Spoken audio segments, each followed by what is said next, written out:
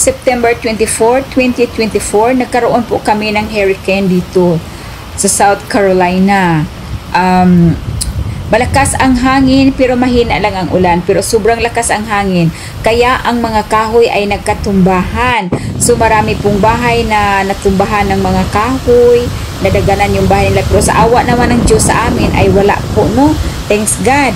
At ito po yun sa kalsada sa harapan namin, ayan, may malaking pine tree na natumba at sumablay doon sa kuryente, kaya almost 8 days kami dito lang banda sa amin na walang kuryente. Wala lahat. Pero may tubig pala kami, kuryente lang ang wala.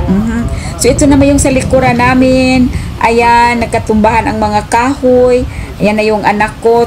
Kasi pagkatapos noon ay kami lumabas at tinitingnan nga ang labas namin is so disaster looking talaga. So yung kapitbahay din namin ay yung mga kahoy din nila nangatumba. So ang kahoy din ng kapitbahay namin ay nangatumba din papunta sa yard namin. At salamat na lang na hindi talaga natumba dito sa bahay namin. I mean, hindi nadaganan yung bahay namin. Ayan po sa kapitbahay po yan namin, yung mga pine tree doon nangatumba. Malakas talaga ang hangin, hindi basta-basta. Ito yung yard namin.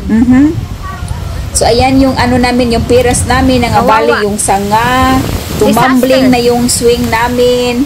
Ayan po, tapos yung apple doon sa unahan, yan po, apple po yun siya, natumba yung puno ng apple. At yung pine tree din na malaki, pine tree yan ang kapitbahay namin, natumba dito sa area namin. Ayan, so, nakatumbahan ang mga kahoy dito. Marami pong nawalan ng kuryente talaga. Yung iba din walang tubig, pero sa awa naman ng Panginoon kami may tubig. Yung garden ko dinagana na ng mga natumbang kahoy, ang daming mga natumbang kahoy. So yung mga malunggay ko ay naging walay na, ang mga malunggay ko ay nang dahil nga natumbahan sa mga kahoy. Nangahulog, nangatumba. Yeah. It's a disaster. Wala na ang aking kamunggay, baw. Ang kamunggay ni Nanay Jenny, nabaw na talaga. Mga okra na hapay. Ito yung sa likod namin. Buti na lang hindi natumba sa bahay. Ayan. Ito yung pinakalikod ng bahay namin. Ayan. Let's see. My goodness. Ayan po. Ang daming gagawin talaga. Naku, nagkatumbahan lahat na kahoy dito sa likod namin nangatumba. Yes. My goodness, ang kamunggay ni Nanay Jenny, kaluoy. Wala na ko'y kamunggay mga nanay dito sa likod. Nalampurnas sa bagyo. Wow, damages. At pagkahapon, pinuntahan namin ang bahay ng biyanan ko. Kasi chine-check din namin sila. Pero grabe talaga, ang daming nagkatumbahan na mga kahoy, mga kuryente, nasa kalsada na. Ayan po yung pick up na yan, sana ay pupunta yan doon sa unahan, pero hindi makalusot dahil nga mga nangatumba ang mga kahoy. Ayan po, no, dyan po banda sa area ng biyanan ko. At yan, kahoy yan nila, natumba talaga doon sa dulo ng bahay nila. Oo, ayan po, nakikita yung dulo, ayan, natumba. Buti na lang hindi napagitnaan yung dulo lang, pero maayos din naman yan kasi mayroon namang insurance, no? Ayusin naman yan. So ayan po ang laki-laking puno na natumba, at pasalamat na lang talaga ng yan lang talaga sa dulo at hindi sa gitna ng bahay. So dito halos hindi makadaan ng mga sasakyan. Kung titingnan natin, ang mga wire ng electricity ay nasa ground na. So mga ilang araw talaga walang kuryente. Ayan po yung mga transformer bumagsak na sa sa ground. So very disaster talaga ang ang iniwan na bakas ni Bagyong Helene.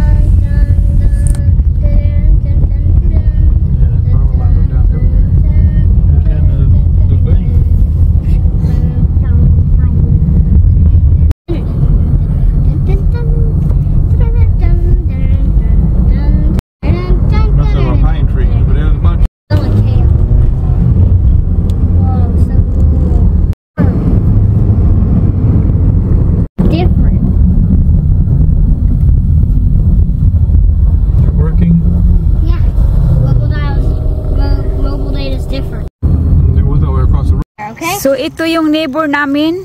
Kita nyo yan, how damaged is that? My gosh. And the other side, big trees. From away to the house. Ayan, natumba din siya, pero wala namang bahay. Okay lang yan. Pag mga tumba na walang bahay. So ito, pag kalaki-laki, ang kahoy na natumba. Kita nyo yan, oh. Sobrang laki. Ayan. Pero pinutol na. Ang nagputol nito dito, para makadaan ang sasakyan. Yung mga ano din, kung sinong may-ari. So nang dahil may mga chainsaw sila. Oh, look at the mailbox. Bye-bye. Patayuin nyo na lang yan ulit. Yan, pinutol na nila. Madali lang kasi sila dito mga kananay. Kasi yung mga bahay nila, yung mga tao dito may mga chainsaw talaga.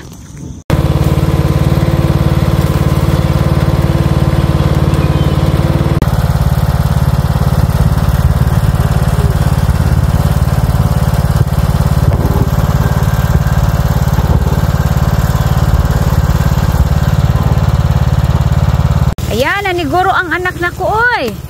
Oh, kabuutan, ana. Oh, agoy. He work hard for the toys. Oh, good job, baby. Good job. Be careful. Be careful.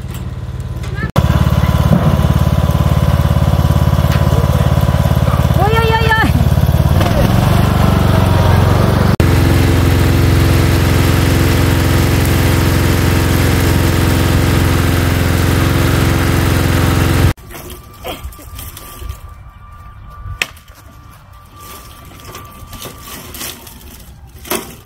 So, ganito po sila ka-hard work ngayon. Ayan. So, kunti na lang matapos na, no? So, clear na dito. Wala nang ano. Clear na. Pero hindi talaga 100%. Pero pang mga sanga ng kunti, pero kunti na lang talaga. Let's talk out of here.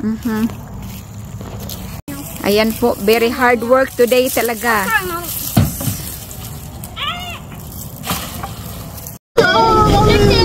Oh, look at that! Oh, I can't see! I can't see, mommy!